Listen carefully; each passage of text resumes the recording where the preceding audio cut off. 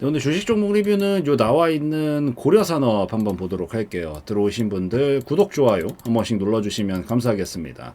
간만에 이제 고려산업이 다시 한번 움직임 만들어주고 있고 오늘 완전히 상한가로 말았거든요. 그래서 지금 요거 심상치 않은 자리이기도 해서 추가적인 체크도 한번 해보면서 흐름들 한번 좀 보도록 할게요. 다음 흐름들. 우선 당연히 뭐 상한가면 거의 이슈가 있죠. 이슈가 있고 사료 관련주잖아요. 고려산업이 결국에는. 근데 이번에 이런 사료 관련해서 얘기가 나온 게 러시아 우크라이나 계속해서 전쟁이 길어지고 있는데 이번에 이 우크라이나의 또 최대 곡창지대기도 하잖아요. 우크라이나가. 근데 이 곡물 수출길인 흑해항구에 대한 공습을 이어나가고 있다라는 얘기가 나오고 있다 보니까 여기서 사료 관련주들이 엄청나게 강세를 보여주고 있어요. 우크라이나의 이 곡물 수출길이 막히게 되면 당연히 봐봐요. 공급량이 떨어질 수밖에 없죠. 이 곡물에 대한 부분들이. 그러면 공급량이 떨어지면 어떻게 돼? 가격은 올라가게 돼요. 그러니까 찾는 사람들은 많은데 여기서 받쳐주는 공급이 떨어지면 당연히 가격은 올라가겠지. 그러니까 이런 부분들 때문에 사료 관련주들이 전반적으로 이제 사료주들 가격이 올라가게 됐었을 때 이런 부분들에서 이제 다른 종목도 사료 관련주도 당연히 가격이 올라가는 부분에 대한 반영을 받을 수 있다 보니까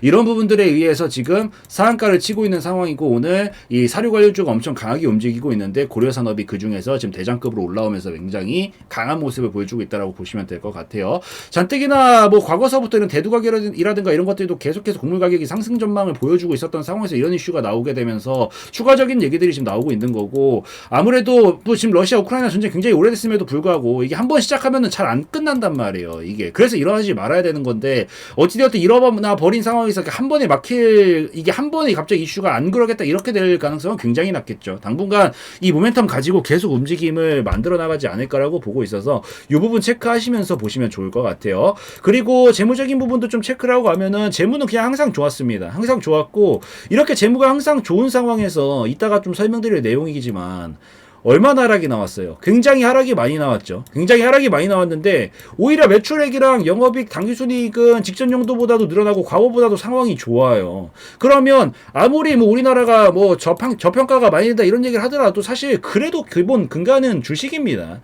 아무리 뭐 지수적인 부분들 뭐가 좋다고 해도 이게 못 받쳐주면 그림을 못 만드는데 과거보다 확실히 지금 좋은 시점에서 여기까지 떨어졌다면 여기는 이제 완벽하게 저평가 구간이지 않을까라고 판단을 하고 있어요. 사실 여기보다 더 떨어지는 게 오히려 이상할 정도입니다. 근데 여기서 지금 저 이슈들 나오면서 약간 시동 한번 걸고 있는 자리지 않은가라고 보고 있어서 굉장히 깔끔한 재무 상태 유지하고 있으니까 저는 이 이슈가 아니었어도 이 정도였으면 저평가 영역이다라고 봐서 충분히 이제 기대할 수 있는 자리이기 때문에 재무만 보더라도 기본적으로 기대할 수 있는 부분들이 있는 상황이다라고 보시면 됩니다. 근데 이제 이런 부분 반영하면서 움직이지 않을까라고 보이는데 이제 기술적으로 넘어가서 봤었을 때 계속해서 약간 우상향 곡선은 그려 나가면서 박스권 형태로 지금 넘기고 있는 그림이잖아요. 박스권은 기본적으로 매번 설명드리는 거지만 하단 라인에서 자리를 잡잖아요. 깨지지 않고 자리를 잡으면 상단 라인까지 상단에 있는 이 구간까지 결국 장기적으로 보낸다라는 게 기본적인 틀이에요. 그냥 이건 외우세요.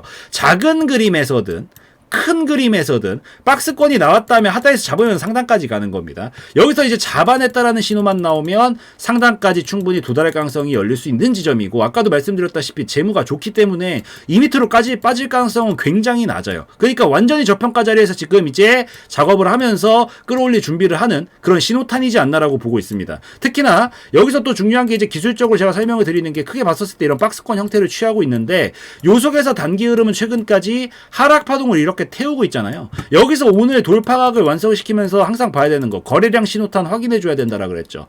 열심히 정말 어렵고 힘들게 살다가 여기서 벗어나면서 축배를 들 거 아닙니까? 이 축배를 드는 모습이 이 거래량과 함께 돌파하는 움직임으로 만들어지는데 이게 결국 나왔기 때문에 이제 흐름 저점은 잡았다라고 볼 수 있어요. 그래서 여태까지 한 2년 동안 힘든 시간을 보냈는데 그 시간을 끝내고 이제 다시 한번 꽃길을 걸을 수 있는 움직임이 나올 수 있는 자리니까 굉장히 예의주시하시면서 보셔야 되고 여기서 추가적으로 우선은 직후에 어디까지 갈 수 있을까? 결국 결과적으로는 전 크게 봤었을 때 11,000원까지 굉장히 큰 폭으로의 상승은 기대할 수 있다라고 보지만 이건 시간이 좀 걸릴 거예요. 이따 설명드릴게요. 여기서 지금 당장 직후에 갈 수 있는 자리가 어디까지 갈 수 있을까? 이제 이걸 생각을 해봐야 되는데 하락 흐름 다음에 항상 제가 말씀드리는 게 V자로 이렇게 가는 게 가능하다?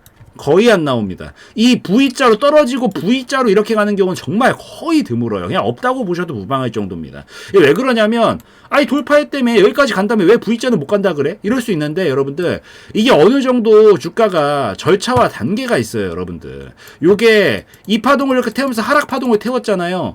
이 하락 이 정도 각도면은 제가 봤었을 땐 속력으로 치면은 한 200km로 진짜 하방으로 달리고 있던 거예요.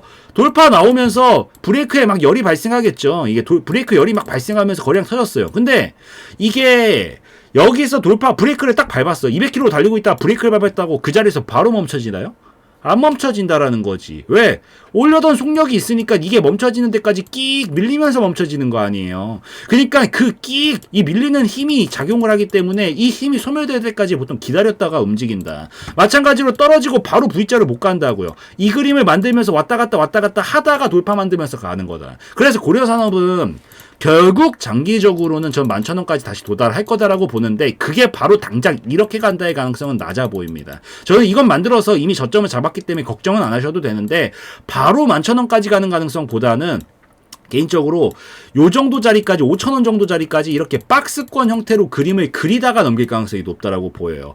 그래서 저는 개인적으로 한 번에 크게 보시기보다는 직후 목표가 우선 5,000원 정도까지만 잡고 익절 한번 해주시고 다시 눌러줬다가 반등 나올 때 재공략을 해서 어느 정도 시간이 지났을 거니까 그때 11,000원까지 크게 노리는 전략이 훨씬 더 유효할 수 있다라고 보여서 우선 직후 목표가 보시는 분들은 5,000원 정도 잡고 보시면 될 것 같고 어차피 오늘 상한가기 때문에 뭐 내일부터 바로 갭상승 떠가지고 움직일 가능성이 높겠죠.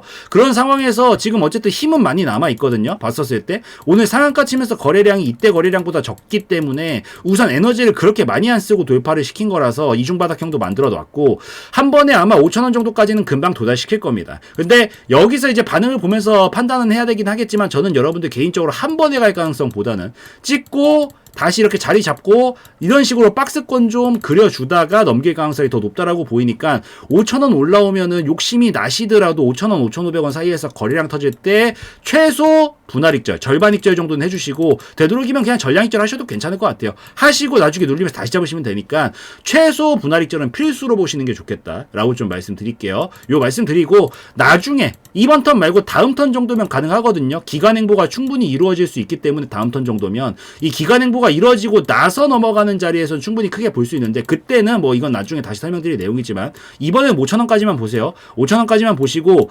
눌러줬다가 반등 나올 때 다시 공략해서 똑같이 5,000원까지 분할 익절하고 넘어가면 그 다음 목표가 아까 말씀드렸던 11,000원까지 박스권 파동은 연결시킬 거라서 이번 파동이 아니라 큰 파동은 다음 파동에서 노려보시는 게 좀 더 적합하고요. 이번에 5,000원 정도까지 보신다라는 관점으로 빠르게 수익 날 수 있으니까 여기까지 우선 한번 잘 살펴보시면 좋겠다 말씀드릴게요.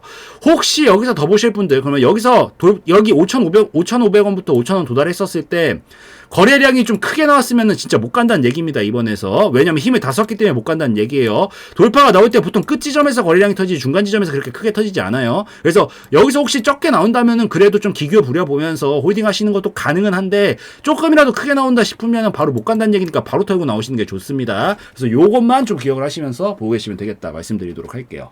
그래서 요 정도면 충분히 이해되셨을 것 같으니까 여기까지 해가지고 좀 말씀드리고 마무리 짓는 걸로 하고요. 오늘 영상에서의 내용은 제 개인적인 견해였으므로 참고용으로 보시라고 말씀드리고 마무리 짓도록 하겠습니다.